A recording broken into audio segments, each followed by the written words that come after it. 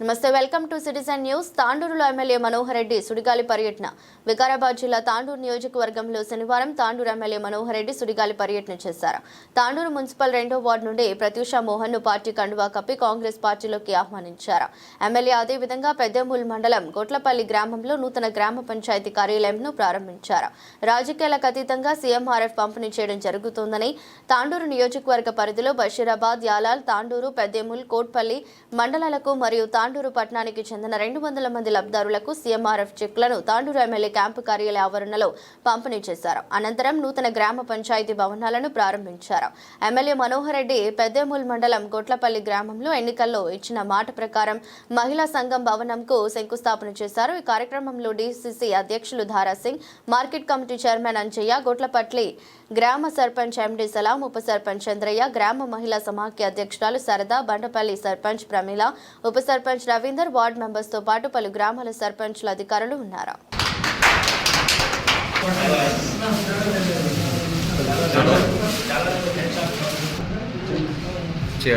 అన్న ఒక్క నిమిషం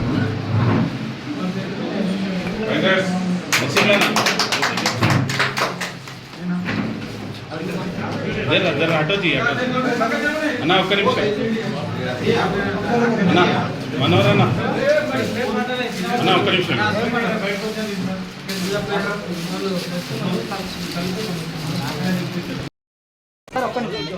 అమ్మ మీరు కొంచెం జరగాలమ్మా ప్లీజ్, కొంచెం తొందరగా.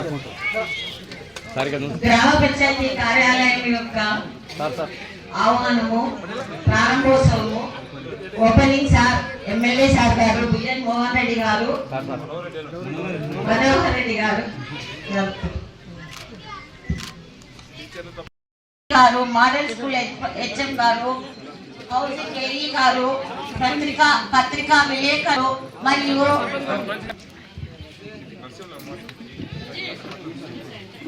ఏఈ సార్, ఎంపీడీఓ సార్ గారు కూడా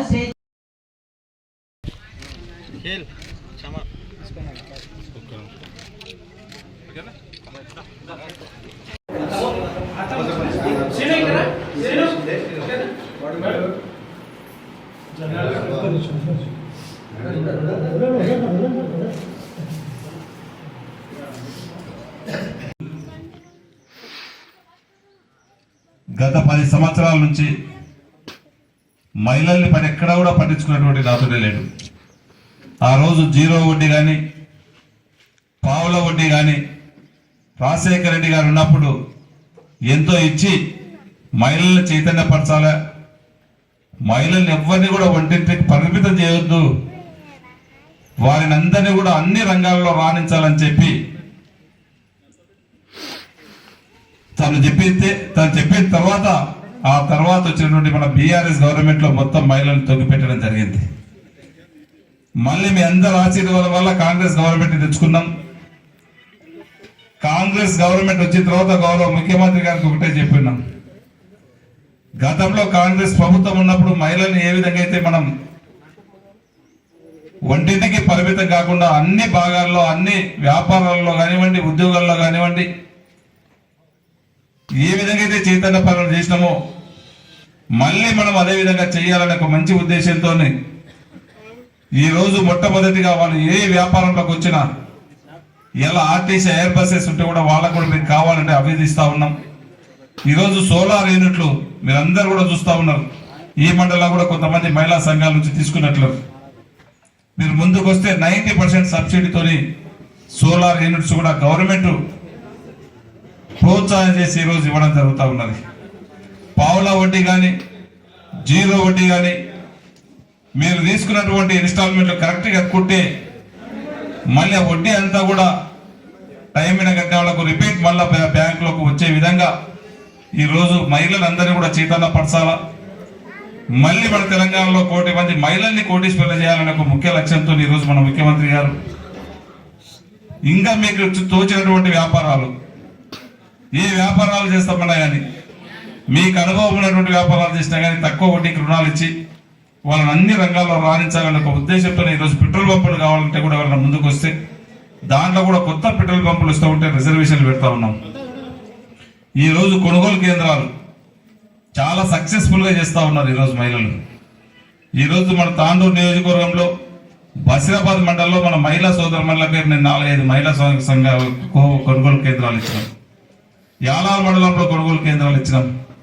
ఎందుకంటే నేను కాశీపూర్లో ఫస్ట్ మహిళలకు ఒక డబ్బా చెప్తే చాలా సక్సెస్ఫుల్గా చేసి ఏ ఒక్క రైతు కూడా ఇబ్బంది లేకుండా అందరి మండలాలు పొందితే నేను ఒకటే చెప్పిన అదే విషయం అసెంబ్లీలో కూడా గౌరవ ముఖ్యమంత్రి గారికి, గౌరవ సివిల్ సప్లై మినిస్టర్ గారికి, మహిళలకు ఒక బాధ్యత అప్ప చెప్తే చాలా ఎక్కడ కూడా ఏ రైతుకు ఇబ్బంది లేకుండా చేసిండ్రు.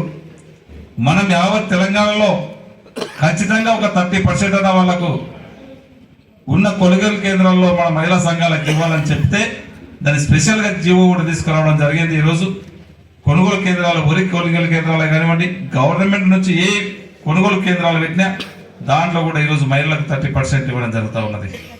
మళ్ళీ మహిళ చైతన్యం రావాలా. ఈరోజు గవర్నమెంట్ నుంచి వచ్చినటువంటిది కానివ్వండి, ఈరోజు ఏ ఇల్లు వచ్చినా, ఇంద్రమ్మ ఇల్లు వచ్చినా మహిళ పేరు మీద ఇస్తున్నాం. ఇలా కొత్త రేషన్ కార్డు వచ్చినా మహిళ పేరు మీద ఇస్తున్నాం. ఎందుకంటే వారికి ఒక ధైర్యం ఉండాలా. మహిళలు ఒంటింటికే పరిమితం కాకుండా అన్ని రంగాల్లో రాణిస్తే ఆ కుటుంబము బాగుంటుంది, వాళ్ళందరూ కూడా బాగుంటుందనే ఒక మంచి ఉద్దేశంతో గౌరవ ముఖ్యమంత్రి గారు ఇవన్నీ కూడా మహిళల పేరు మీద చేయడం జరుగుతూ ఉన్నది. ఈరోజు ఒక్కొక్కటి నేను ఈ గ్రామానికి వచ్చినప్పుడు కూడా అమ్మ మా సిస్టర్ చాలా మటుకు నాకు బిల్డింగ్ కావాలా, ఇక్కడ మహిళలు చాలా యాక్టివ్గా పనిచేస్తూ ఉన్నాం, కావాలన్నప్పుడు ఖచ్చితంగా ఇస్తామని చెప్పినాం. ఆ రోజు చెప్పి ఈ రోజు వచ్చి ఖచ్చితంగా మీ దగ్గరికి ఫౌండేషన్గా వస్తామని చెప్పినాం. చెప్పినట్లే ఈ రోజు బిల్డింగ్ కూడా ఇవ్వడం జరిగింది. ఇంకా కొన్ని పనులు అడుగుతా ఉన్నారు.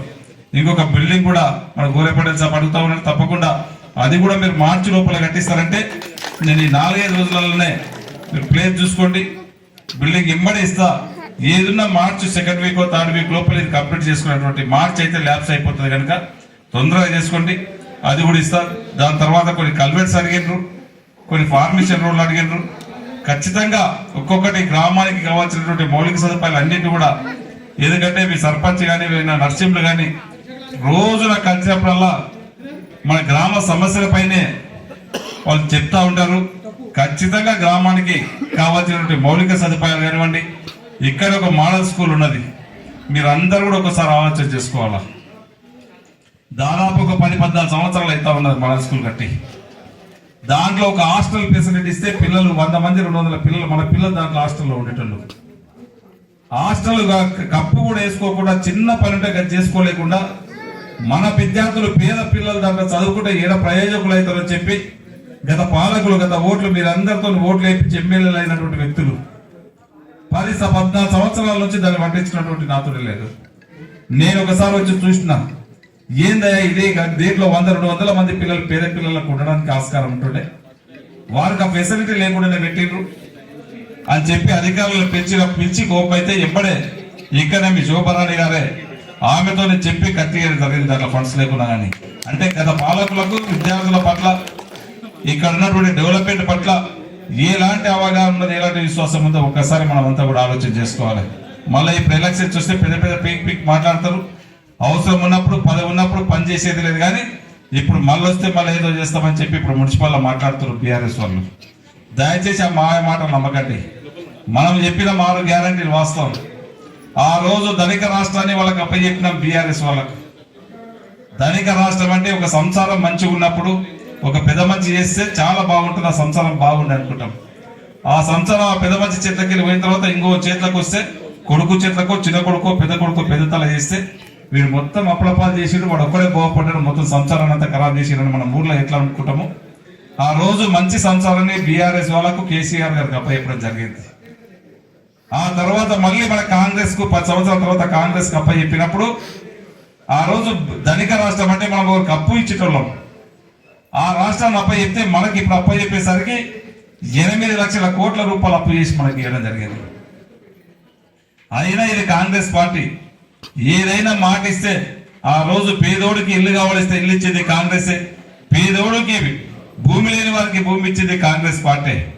మళ్ళీ కాంగ్రెస్ పార్టీ మీ అందరి ఆశీర్వాదం వాళ్ళు వచ్చి 6 గ్యారంటీల్లో ఆర్థిక వ్యవస్థ బాగాలేకున్నా ఆర్థిక వ్యవస్థని చక్కదిద్దుకుంటూ ఒక్కొక్కటి స్కీమ్ ఈరోజు 6 ఒక్కొక్కటి ఈరోజు బస్సు కానివ్వండి, 200 యూనిట్ల కరెంటు ఫ్రీ కానివ్వండి, రైతులకు అందరు కూడా ఏ విధంగా మళ్ళీ ప్రొజెక్ట్స్ ప్రతి రైతు కూడా ఉచితంగా కరెంటు కానివ్వండి.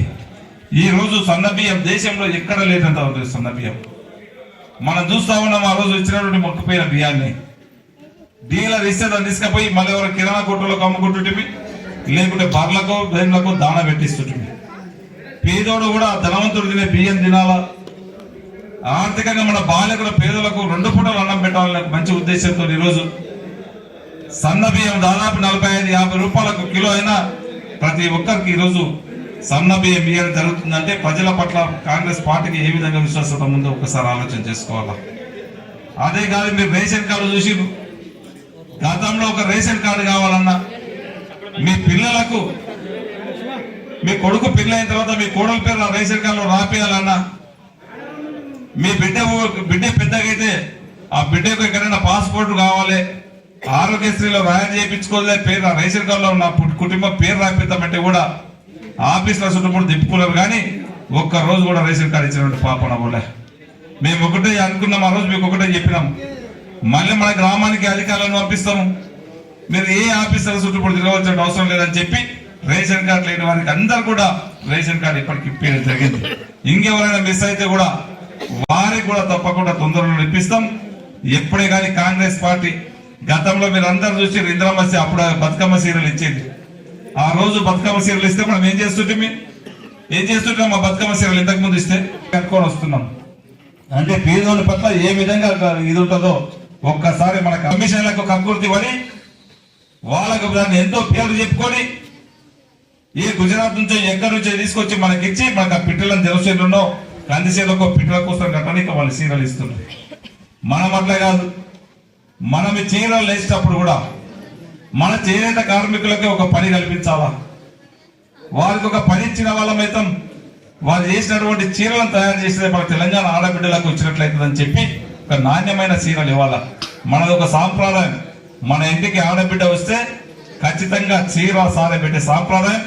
ఆ విధంగానే మన గౌరవ ముఖ్యమంత్రి గారు ఖచ్చితంగా నాణ్యమైనటువంటి చీర ఇవ్వాలనే ఉద్దేశంతోనే ఈ రోజు చీర ఇస్తా ఉన్నాం. ఖచ్చితంగా ఈ సోనియా గాంధీ గారు ఇచ్చినటువంటి మాట 6 గ్యారంటీలు. ఆర్థిక వ్యవస్థ బాగలేదు, ఖచ్చితంగా ఆర్థిక వ్యవస్థను చక్కదిద్దుకుంటూ ఏదైతే 6 గ్యారంటీ చెప్పి ఉన్నామో ఖచ్చితంగా ఒక్కొక్కటి అన్ని కూడా ఇచ్చే బాధ్యత కాంగ్రెస్ పార్టీగా నాదిగా ఎమ్మెల్యేగా నన్ను గెలిపించారు, నాది కూడా ఉంటది, ఖచ్చితంగా నేను చేస్తానని చెప్పి కూడా వేదిక ద్వారా మీకు అందరికీ తెలియజేసుకుంటూ నాకు ఈ అవకాశం ఇచ్చిన వారందరూ కూడా మనస్ఫూర్తిగా ధన్యవాదాలు తెలుపుకుంటూ ఇప్పుడే